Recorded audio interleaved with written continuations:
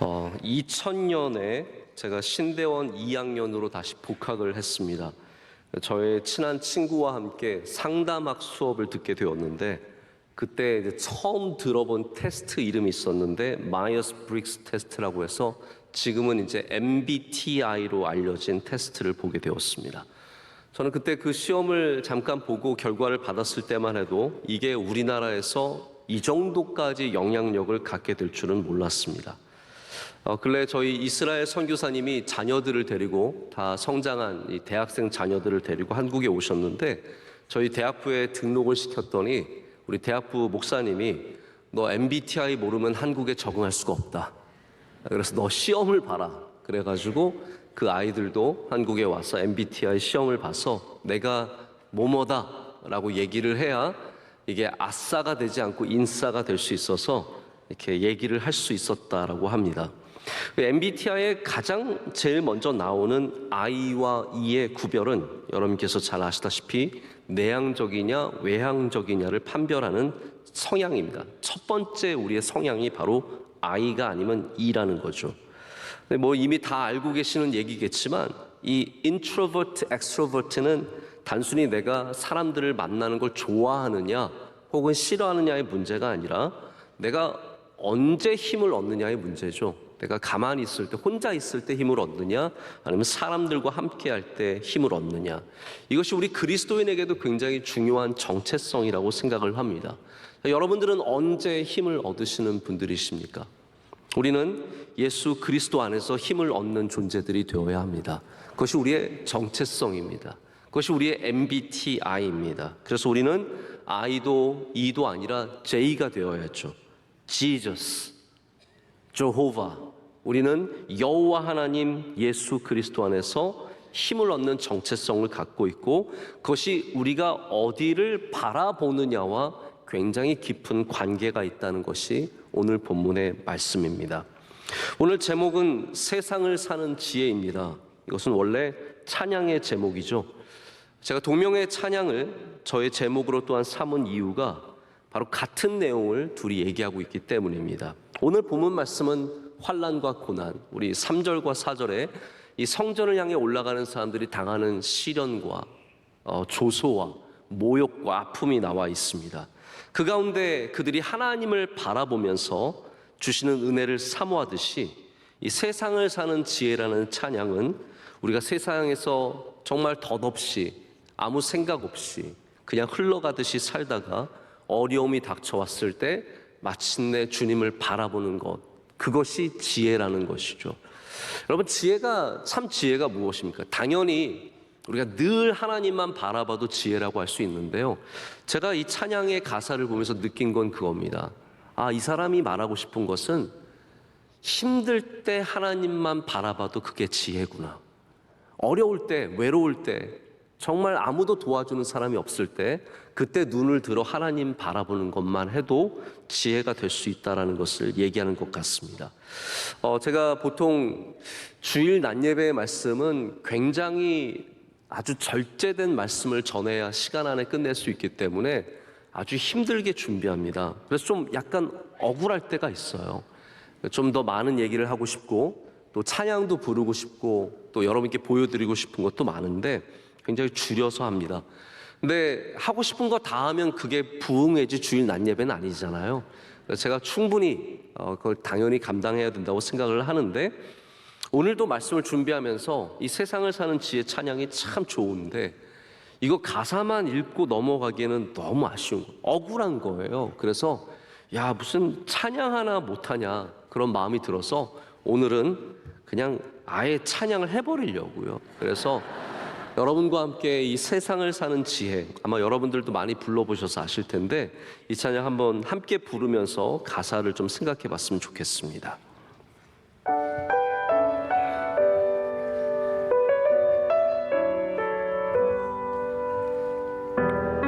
우리 다 함께 불렀으면 좋겠습니다. 하늘을 볼 겨를도 없이 정신없이 세상을 살다가 마음에 먹먹 삶을 짓누를 때 그때서야 주님을 찾습니다. 행복을 느낄 겨를도 없이 분주하게 세상을 살다가 인생의 허무함이 내 삶을 짓누를 때 그때서야 주님을 찾습니다. 오늘도 여전히 주님은 그 자리에서 우리를 끊임없이 돌보시는데 부족한 내 영혼은 아직도 갈 길을 모릅니다. 내게 믿음 주소서, 내 연약한 마음 돌보소서. 한없는 주님의 사랑 알게 하소서. 영원까지 그의 백성 지키시는 우리 하나님 바라보며 살게 하소서. 아멘. 여러분, 얼마나 귀한 찬양입니까? 제가 이 찬양을 처음 들었을 때 그 감동을 잊을 수가 없습니다. 저의 삶이 비춰지는 것 같았어요. 우리가 하늘도 볼 겨를도 없이, 하늘을 볼 겨를이 없다는 것이 단순히 위를 안 봤다는 것이 아니라 하나님을 생각할 겨를 없이 살았다는 거죠. 그러다가 갑자기 삶 가운데 무거운 짐이, 먹먹함이, 또 슬픔과 괴로움이 다가올 때 주님을 찾는다는 겁니다. 근데 여러분, 그게 지혜입니다. 늦지 않았습니다. 우리가 하늘을 바라보면 됩니다. 주님을 바라보면 되는 것이고, 이렇게 주님을 바라보는 것이 지혜임을 성경도 말하고 있습니다. 지혜는 주님을 찾는 것입니다. 지혜는 주님을 바라보는 것입니다. 오늘 성경의 본문은 이스라엘 사람들이 성전을 올라가면서 부르는 노래라고 불려진 성경 시편 120편에서 134편 가운데 한 노래입니다. 이스라엘의 여러 절기에 사람들은 1년에 한 번씩 반드시 성전을 가기 위해서 가족들과 함께 성전을 올라갔습니다. 어쩌면 아버지가 선창하고 아이들이, 자녀들이 따라 불렀을 수도 있고요, 아니면 함께 가족들이 이 시편을 암송하면서 올라갔을 수도 있습니다. 오늘은 그 가운데 정말 하나님을 간절히 바라고 우러러보는 노래가 나와 있습니다. 1절과 2절이 바로 하나님을 눈을 들어 바라보는 사람들의 자세입니다. 근데 비슷한 시편, 바로 두 편 전으로 들어가서 121편에도 우리는 하나님을 바라보는 내용이 있는 것을 압니다. 1절, 2절에 이렇게 노래하거든요. 내가 산을 향하여 눈을 들리라. 나의 도움이 어디서 올까? 나의 도움은 천지를 지으신 여호와께서로다. 아멘. 다 하나님을 바라보는 노래입니다. 그래서 이스라엘 사람들에게 하나님을 바라본다는 것은 굉장히 중요한 영적 자세였습니다. 우리의 환난과 고난과 어려움의 시간 속에서 우리가 믿음을 갖는 것이, 구원의 길을 찾는 것이 바로 눈을 들어 하나님을 바라보는 것이었습니다. 여러분, 믿음이 무엇입니까? 우리가 믿음을 참 다양한 말로 표현할 수 있고 다양한 각도로 저희가 보여줄 수 있지만, 오늘 우리에게 주시는 이 말씀 가운데는 바로 눈을 들어 하늘을 바라보는 것, 눈을 들어 시온산을 바라보는 것, 주님을 바라보는 것, 우리의 눈이 어디를 향하고 있느냐가 바로 믿음의 모습이다라고 말해주고 있습니다. 다만 오늘 본문이 조금 독특한 것은요, 우리가 하나님을 바라보는데 2절 말씀을 보면 하나님의 손을 바라보라라고 말하고 있다는 점입니다. 자, 성경에는 하나님의 인격이 여러 모양으로 나타나는데요, 그 중에 대표적으로는 하나님의 얼굴과 하나님의 손이 나타납니다. 저는 이거를 약간 예전 청년대학부 때 말씀을 전할 때 제가 좀 구별해서 말씀을 전했던 적이 있습니다. 우리가 너무 하나님의 손만 바라본다 라고 말했죠. 그게 무슨 뜻이냐면요, 우리가 너무 하나님께 뭐 받는 거에만 집중해서 이렇게 자꾸 하나님의 손만 바라보기 때문에 우리가 더욱더 하나님의 얼굴을 좀 바라볼 필요가 있다라고 얘기를 했습니다. 실제로도 좀 인간 관계 속에서도 손만 바라보는 관계가 있거든요. 여러분이 만약에 누군가를 만날 때 자꾸 선물을 매번 주지 않습니까? 그러면 그 다음에 그 사람이 여러분 만날 때는요, 얼굴을 안 보고 손 봅니다. 뭐 또 똑같은 뭐 주나 이래서 손을 바라보게 돼 있습니다. 저도 교회, 이게 제가 농담 삼아 말씀을 드리지만 이게 다 사람이 그렇게 만들어져 가는 것 같아요. 저도 교인들 만날 때 예를 들어서 뭐 오늘 3부 예배 만나고도 제가 뭐 기도하는 시간이 있고 또 인사하는 시간이 있는데, 가끔 기도하다 보면은 이렇게 기도 받으시는 가정이 손에 뭘 들고 와요. 그러면 저는 기도 끝나고 보내줄 때 그걸 손을 바라봅니다. 안 주고 가나. 근데 안 주고 가는 사람들이 있어요. 그냥 그거는 원래 저에게 주기 위해서 가져온 게 아니라 그냥 가지고 온 건데, 저는 그냥 당연히 나 뭐 주나 보다 이 생각. 제가 그런 사람입니다. 손을 바라보는 거. 여러분, 자꾸 손만 바라보면 인격적인 만남이 이루어지기가 쉽지가 않습니다. 그래서 우리가 사실은 하나님의 얼굴을, 그 영광을, 하나님의 얼굴을 바라는 마음이 있어야죠. 근데 정말 하나님의 얼굴을 갖고 계시느냐? 그거는 사실 성경이 얘기하는 바는 아닙니다. 하나님의 인격이 얼굴로서 표현되고 하나님의 인격이 손으로서 표현되고 있습니다. 그래서 성경적으로 말하자면 하나님의 얼굴과 하나님의 손에는 차이가 없습니다. 하나님의 얼굴도 하나님의 성품이시고 하나님의 손도 하나님의 인격과 성품입니다. 그런데 오늘 저자는 상전, 즉 주인의 손을 바라보는 종들의 눈같이, 여주인의 손을 바라보는 여종의 눈길같이 바라보라는 거예요. 근데 여러분, 여기에 나오는 상전과 여주인은 어떤 사람일까요? 우리는 이 사람들이 어떠한 사람들인지 전혀 알 수가 없습니다. 그러나 그 비유가 되는 하나님은 어떠한 사람인지 분명하게 표현하고 있습니다. 하나님은 은혜를 베푸시는 분이시라는 거예요. 우리가 주님의 손을 바라보는 이유는 뭔가 나올 게 있을까가 아니라 주님의 손이 은혜를 베푸시는 손이기 때문에 그 손을 바라본다는 거죠. 실제로 하나님의 손이 바로 인격이 되셔서 우리같이 되셔서 이 땅에 오셨습니다. 예수님이시죠. 예수님께서 이 땅에서 하나님의 손의 역할을 얼마나 많이 감당하셨습니까? 예수님의 손이 진흙을 이겨서 눈먼 자의 눈에 바르게 되셨고, 그 눈먼 자는 눈이 뜨이는 은혜를 얻었습니다. 예수님의 손이 축사하셨을 때 사람들은 떡과 물고기를 배불리 먹었고 12광주리가 남았습니다. 예수님의 손이 한 소녀를 붙잡고 일으키시고 달리다굼 하셨을 때 이 소녀는 일어났습니다. 그 예수님의 손이 제자들의 발을 씻겼고, 그 예수님의 손이 십자가에 달리셔서 피를 쏟고 우리를 위해 죽으셨습니다. 예수님의 손은, 하나님의 손은 저 그냥 아름다운 대리석상, 멋진 다비드상의 손이 아니라 하나님의 손은 살아계셔서 역사하시는 손이시며 지금도 우리를 위해 일하시고 우리에게 은혜 베풀어 주기를 원하시는 손입니다.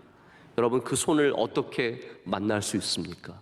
우리의 눈을 들어 하나님을 우러러 볼 때 우리는 그 손을 만나는 은혜를 누리게 될 줄로 믿습니다. 그러나 정작 우리가 살아가는 이 시대는 우리의 손을 바라보는 시대입니다. 우리는 맨날 우리 손만 바라보고 살아요. 왜 그렇습니까? 지금이 핸드폰의 시대예요. 맨날 내 손만 바라보고 있습니다. 모든 무게의 중심이 핸드폰입니다. 여러분, 집을 나설 때 뭘 챙기십니까? 정신은 안 챙겨도 핸드폰은 챙기잖아요. 정신없이 나가도 이거는 반드시 가져나가야 되는 거예요. 제가 토요일 저녁마다 저희 아들에게 핸드폰을 줍니다. 너 오늘 저녁에, 저희 아들이 이제 핸드폰이 없기 때문에 하고 싶은 거 해라. 제가 핸드폰이 없는 반나절을 보내는데요, 굉장히 마음이 불안합니다. 뭔가 중요한 일이 생기는 건 아닌가. 이 핸드폰이 center of gravity라고 해서 모든 것을 빨아당기는 중력의 중심에 있습니다. 우리의 삶의 흐름이 다 핸드폰을 중심으로 이루어지고 있습니다. 지금 예배 시간에도 사실은 보이지 않는 곳에서 핸드폰을 붙잡고 예배를 드리시는 분들도 분명히 계실 겁니다. 3부 예배는 분명히 계시더라고요. 네. 어떤 분들은 부인 집사님이 계속 옆에서 쿡쿡 찌르는데도 끝까지 웹툰 계속 보시고 뭐 계속 기사 보시고 야구 중계 보시고 그런 분들도 계시고, 제가 한 번은 거의 시험에 들 뻔했어요. 여기 뒤쪽에 앉으신 분이 핸드폰을 내내 보고 예배를 드리시는데 뭐 우리가 일어서서 예배를 찬송가를 부르든 뭘 하든 아무 상관없이 핸드폰만 보고 계시는 거예요. 아, 저럴 수도 있구나. 저럴 수도 있구나. 우리가 전부 다 내 손만 보는 시대가 되었습니다. 한 번은 저희 아내와 동네에 있는 우리 칼국수 집에 가서 밥을 먹는데 우리 옆 테이블에 부부같이 보이는 두 분이 앉았어요. 그런 거 있잖아요, 여러분. 부부같이 보이는 사람들은 서로 이렇게 대화가 없는 사람들. 남녀가 앉았는데 서로 남처럼 앉아 있는 사람들이 오히려 부부일 가능성이 굉장히 큰 겁니다. 두 분이 앉아서 식사를 하시는데 이게 뭐 힐끗힐끗 보게 되는데 남편이요, 밥을 먹는 내내 핸드폰만 보면서 먹고 있더라고요. 제가 마음이 참 서글펐어요. 부부가, 함께하는 사람들이 자기 손만 보고 있는 거예요. 제가 볼 때 앞으로 이 사회는 핸드폰을 얼마나 절제하며 사용하는가가 그 사람의 수준을 보여줄 수 있는 잣대가 될 겁니다. 맨날 핸드폰 보면서 걷고 있는 사람들 만났는데 핸드폰만 보고 있는 사람들, 이 사람들의 수준이 정해질 수밖에 없습니다. 사람과 함께 할 때는 핸드폰을 내려놓을 줄 알아야 되고, 길을 걸을 때도 당연히 핸드폰 없이 걸을 줄 아는, 뭔가 좀 핸드폰으로부터 자유로운 사람들이 굉장히 수준 높은 사람들이 되는 것이죠. 저는 교인들도 마찬가지라고 생각합니다. 우리의 손만 바라보는 사람은 절대로 좋은 그리스도인이 될 수가 없습니다. 하나님의 손을 바라보는 사람들, 위를 바라보는 사람들이 되어야 합니다. 우리가 위를 바라볼 때 하나님께서 우리 삶 가운데 중요한 변화를 일으켜 주시고, 그 변화가 우리 삶 가운데 바로 모든 부족한 부분들을 채워지는 은혜를 주게 됩니다. 자, 그 남은 시간을 통해서 몇 가지를 좀 말씀을 드리고자 합니다. 요즘에 스탠포드의 뇌과학자, 신경뇌과학자인데 이분이 굉장히 팟캐스트와 유튜브에서 각광받고 있는 것을 제가 발견하게 됐어요. 이분은 스탠포드 의대의 부교수인데 전공 분야가 시각과 뇌의 관계예요. 이분이 하시는 얘기들이 아주 흥미로운 얘기들이 많이 있습니다. 근데 마침 제가 얼마 전에 이분의 팟캐스트에서 아주 흥미로운 얘기를 하나 들어서 잠깐 여러분께 소개를 하고자 합니다. 이분이 말하기를 우리 사람은 피곤하면 눈꺼풀이 무거워진대요. 여러분 지금도 눈꺼풀 무거운 분들 계시죠? 그리고 정신이 바짝 깰 때는 눈꺼풀이 가벼워져서 활짝 열린다는 거예요. 그래서 피곤한 사람들은 눈꺼풀이 자꾸 다치고 고개는 떨어진대요. 이게 된다는 거예요. 자연스럽게 고개가 쭉 떨어지는 겁니다. 교회에서 이런 분들을 우리는 많이 발견할 수 있습니다. 반대로 우리가 깨어있을 때는 눈이 활짝 열리고 고개도 위로 올라간다고 합니다. 자연스럽게 턱이 쫙 올라가는 거죠. 근데 이분이 동료 스탠포드 교수들이 발견한 연구에서 뭘 발견하게 되었냐면, 이렇게 각성되는, 뇌가 각성되는, 깨어나는 것과 우리의 시선과 이것이 마치 회로처럼 반복적으로 서로 영향을 끼친다는 것을 알게 되었습니다. 이분이 아까 말씀드린 시각을 공부하는 사람인데, 우리의 망막이라고 하는 레티나라고 하는 곳에 아래쪽에 위치한 세포들이 있다고 합니다. 그게 멜라노핀이라고 하는 세포인데, 이 세포는 빛을 볼 때 신호를 만들어서 우리의 인체 주기, 수면과 각성, 이런 것들을 조절하는 역할을 하는데, 이것이 아래에 있는 이유가 있다는 거예요. 이게 다 창조의 법칙입니다. 여러분, 과학이 발견하는 것이 하나님의 창조의 법칙이에요. 근데 이 우리의 수정체, 이 안에 망막 아래쪽에 위치한 빛들은 눈을 들어야만 빛을 볼 수 있는 거예요. 고개를 들어서 위를 봐야만 이것이 빛을 받아들일 수 있기 때문에 깨어나게 되고 각성하게 된다는 거죠. 그래서 이분의 표현에 의하면 자기가 지금까지 말한 것 중에 가장 심플한 대답을 주겠다는 거예요. 피곤하면 위를 쳐다보래요.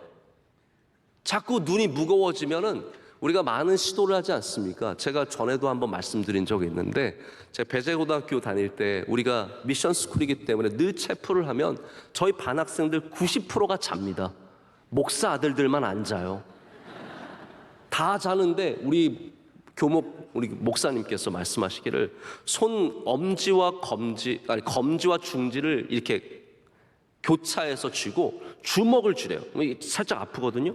그렇게 쥐면 잠이 다 깨어난다고. 옆에 있는 아이들이 다 이러고 자요. 뭘 해도 깨어나기가 쉬운 게 아니에요. 근데 분명한 것은 눈을 들어 하늘을 보면 뇌가 각성이 되고 깨어난다는 거죠. 이게 아주 심플한 거지만 우리 생태적인 시스템입니다. 다르게 말하자면 하나님께서 우리 인간을 창조하신 시스템에 하늘을 보는 것이 깨어있는 것과 깊은 관계가 있게 만드셨다는 겁니다. 자, 여러분, 성경에 하늘을 본다고 하면 여러분 그걸 굉장히 영적으로만 받아들이시는데 사실 그렇지 않습니다. 저는 성경에 그 말씀이 적혀 있는 것이 정말로 우리가 하늘을 보도록 만든 것이라는 거죠. 여러분, 정말 우리는 이 세상에 살아가면서 밑바닥만 자꾸 보게 되는데 우리는 의도적으로 눈을 들어 하늘을 바라봐야 합니다. 예수님께서도 기도를 가르쳐 주실 때 하늘에 계신 아버지라고 말씀하셨어요. 예수님께서 또한 승천하시면서 하늘로 가셔서 하늘에서 오신다고 하신 말씀은 이것이 진짜 실제적인 공간과 깊은 관계를 갖고 있기 때문입니다. 왜 여러분 성경의 수많은 구절들이 눈을 들어이겠습니까? 눈을 들 때 지치고 힘들고 어려운 우리들에게 하나님께서 깨어나는 힘을 주시기 때문입니다. 우리가 힘을 얻는 방식이 눈을 들어서라는 거죠. 피곤하고 지치면 우리는 자꾸 밑을 볼 수밖에 없습니다. 우리 어려우면 힘들면 자꾸 밑을 바라봅니다. 제가 가끔 면담하면 우리 집사님들, 힘든 집사님들 만나면요, 들어올 때부터 이러고 들어옵니다. 목사님, 힘든데 이러고 들어오신 분들 없습니다. 목사님 안녕하세요 이러고 들어온 분들 없습니다. 다 힘들면 고개가 떨어집니다. 여러분, 눈을 드십시오. 하늘을 보십시오.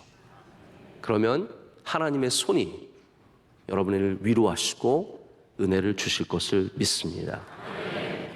우리 시대적인 질병이 있습니다. 우리 10여 년 전에 이미 나온 책이지만 피로사회라고 하는 제독 철학자 한병철 씨가 쓴 책을 보면은 우리 시대적인 질병이 바로 과잉 긍정, 다 성공을 강조하고 다 합격해야 되고 다 잘 나가야 되고 그런 곳에서 실패하는 사람들이 경험하는 병들이라는 거죠. 우울증과 주의력 결핍증, 신드롬 이런 것들이 다 우리나라가 너무 지나치게 이 시대가 지나치게 성공을 강조하기 때문에 생겨나는 정신적 질병이라고 얘기를 합니다. 이렇게 정신적 질병도 시대성을 갖고 있다면 우리 육체적 질병도 시대성을 갖고 있습니다. 저는 개인적으로 제가 요즘에 목 디스크로 굉장히 고생을 하고 있는데 이 시대적 질병 중에 하나가 바로 이 목과 관련된 질병이라는 생각을 갖습니다. 여러분, 사실 우리 다 머리를 쥐고 살아가고 있어요. 여러분 어떻게 생각하십니까? 여러분 머리 무게가 상당히 나갑니다. 제가 수박을 들고 다니면 수박이 굉장히 무겁거든요.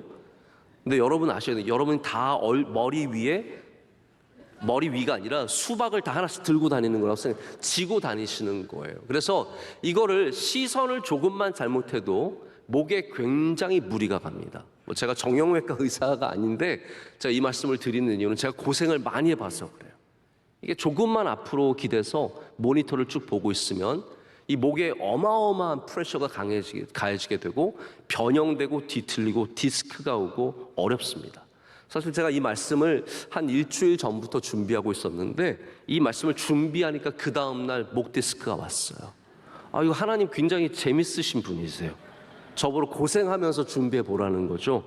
그래서 제가 더욱더 많이 느끼게 되었는데, 제가 오늘 여러분에게 이 목 디스크나 목의 불편함에서 벗어날 수 있는 치료 방법 하나를 꼭 가르쳐 드리고 싶습니다. 이거는 뭐 우리가 병원에서 치료하는 것과는 다른 차원이지만, 저는 많은 걸 해봤을 때 가장 도움이 됐던 것이 이거라고 말씀을 드릴 수 있어요. 이게 뭐냐 하면, 팔을 들어서 어깨를 뒤로 제치는 겁니다. 따라 하셔도 괜찮습니다. 네, 따라 하셔도. 이렇게 딱 뒤로 제치는데, 이 견갑골이라고 하는 날개가 있거든요. 사람도 날개가 있습니다. 뒤에 날개 같은 거를 딱 모아주시고, 그 다음에 고개를 들어서 위를 보는 거예요. 근데 위를 보는데 너무 천장, 이거 우리나라 사람들 과도하게 하시는 분들이 계시는데, 천장을 보면 경동맥이 막혀서 죽을 수 있어요. 그러니까 너무 지나치게 위는 보지 마시고 적당히 하시면 이게 디스크가 다시 붙는데요. 그래서 저도 이거를 아주 효과를 보면서 하고 있어요. 시원하시죠? 이거 오래 예배 시간이라서 오래 못 하셔서 그러신데, 집에 가셔서 꼭 해보시고, 이 방법을 배우셨으니까 나가실 때 1,000원씩 내고 나가시면 되겠습니다.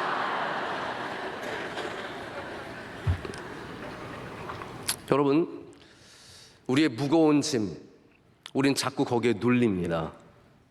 우리 삶을 누르는 짐들이 분명하게 존재합니다. 여러분, 그때마다 이거 굉장히 단순한 방법의 치료 방법이지만 이게 같은 원리입니다. 저는 이 우리 인체에 주신 창조의 원리가 영적인 원리와 굉장히 닮아 있다는 것을 많이 발견하게 되는데, 자꾸 위를 보셔야 합니다.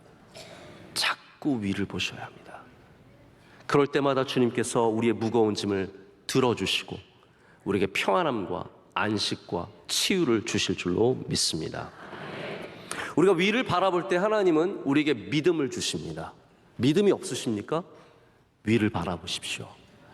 사도행전 7장의 스데반의 순교 장면이, 제가 어렸을 때 이 장면을 읽으면서 굉장히 저에게 고민이 됐어요. 왜냐하면 저도 목사가 되기를 원했는데 스스로에게 그런 질문을 던지게 되더라고요.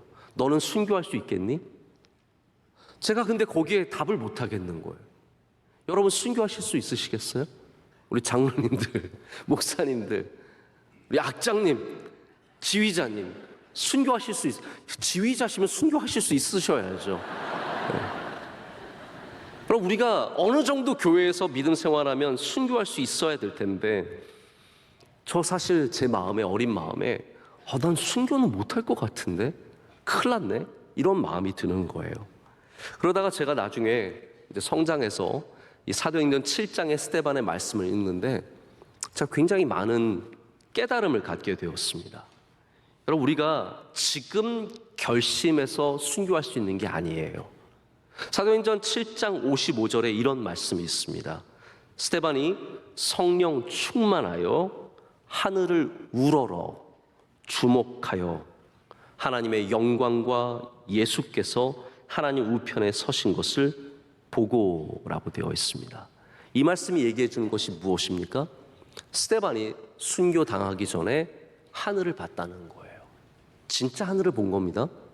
그냥 영의 눈으로 뭔가를 본 것이 아니라 그가 눈을 들어 하늘을 봤는데, 하늘을 봤더니 하나님께서 믿음을 주셨다는 겁니다. 하나님의 영광과 예수 그리스도께서 하나님 우편에 서신 것을 보게 하셔서 그 힘과 그 능력으로 그것을 감당하게 하신 거죠. 사람이 지금 결심해서 우리가 잘 믿는 거 잘 아닙니다. 어떤 분은 지금 굉장히 잘 믿지만 결정의 순간이 왔을 때 하나님 배반하는 사람들도 있고요. 지금 별거 아닌 것 같은데 결정적인 순간이 왔을 때 믿음의 결정을 내리는 분들이 계세요. 제가 가끔씩 저희 교회 집사님들 얘기를 들어보면, 목사님, 저희 남편은 믿음이 별로 없는데 이 중요한 일에 정말 믿는 믿음으로 하기로 결정했어요. 이런 분들이 계세요. 또 반면에 믿음이 좋으신데 정말 중요한 순간에 가서는 믿음을 버리고 세상의 길로 걸어가는 분들도 있다는 거죠. 여러분, 무슨 차이겠습니까? 우리가 결정적인 순간에 하늘을 바라보면 하나님께서 그것을 감당할 수 있는 믿음을 주실 수 있다는 거예요. 그냥 내 믿음만 생각하고 내가 괜찮다는 생각만으로 살아가지 마시고, 우리 모든 결정적인 순간마다 우리는 하늘을 바라보는 사람들이 되어야 합니다. 그럴 때 주님께서 그것을 감당하는 은혜를 주시죠. 스데반이 하늘을 우러러 봤을 때 하나님의 손이 그를 붙잡아 주셨습니다. 순교를 감당할 수 있는 믿음을 주셨습니다. 여러분, 지금도 아프리카와 중동과 여러 우리가 잘 알지 못하는 지역에서 매년 수많은 순교자들이 나옵니다. 이들은 어떻게 순교할 수 있을까요? 우리보다 그냥 믿음이 좋아서 순교하는 것이겠습니까? 저는 먼저 바라기는 우리 온 땅이, 온 세상이, 온 국가가 순교가 없는 복음의 자유와 복음의 기쁨이 있는 그런 곳이 되기를 간절히 소망합니다. 순교자 생기면 안 되죠. 없는 것이 훨씬 나은 것입니다. 그러나 만약 누군가가 믿음에 대해서 질문을 받는다면 우리는 그 순간 하늘을 바라보는 사람들이 되어야 합니다. 그때 하나님께서 여러분에게 믿음을 주시고 하나님의 손을 내밀어 주셔서 우리로 하여금 감히 나에게 부족한 믿음이지만, 나는 연약한 사람이지만 믿음의 길을 걸어가는 은혜를 주실 줄로 믿습니다. 오늘 하늘을 많이 보시는 하루 되시기를 축복합니다. 정말 나가셔서 하늘을 보세요. 우리 세상을 너무 정신없이 살아가지 않았습니까? 그냥 바쁘게만 살지 않았습니까? 우리 다시 하늘을 우러러 보면서 하나님의 손을 바랄 때 하나님의 손이 여러분 가운데 나타나셔서 고쳐주시고 깨끗게 하시고 힘을 주시고 깨어나게 하시고 우리에게 믿음을 더하게 하셔서 우리의 삶을 넉넉하게 살아가게 하실 것을 확신합니다. 함께 기도하겠습니다. 하나님 아버지, 감사합니다. 오늘 우리를 주님 가까이 불러주시고 또 하늘을 우러러 보며 예배하게 하심을 감사합니다. 하나님, 오셔서 그 은혜의 손으로 우리를 붙잡아 주시오며 우리의 연약함을 만져주시고 우리 안에 있는 모든 것들이 주님의 은혜 속에 고쳐지며 새로워지며 깨어나며 믿음으로 변화되게 하여 주시옵소서. 예수님의 이름으로 기도드립니다. 아멘.